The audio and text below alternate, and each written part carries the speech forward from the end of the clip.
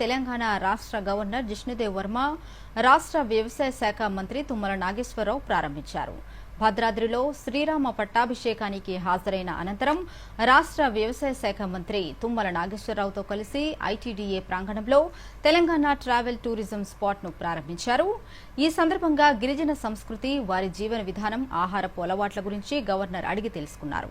Tribal క్యాంటీన్లో ఆహార పదార్థాలను స్వయంగా రుచి చూశారు. ఈ సందర్భంగా మంత్రి తుమ్మల దూరదర్శన్తో మాట్లాడుతూ ఆదిమ గిరిజన సంస్కృతి సాంప్రదాయాలు ఉట్టిపడేలా, భావితరాలకు గిరిజన సంస్కృతి గురించి తెలియజెప్పేలా మ్యూజియం ఏర్పాటు చేయడం ఎంతో బాగుందన్నారు.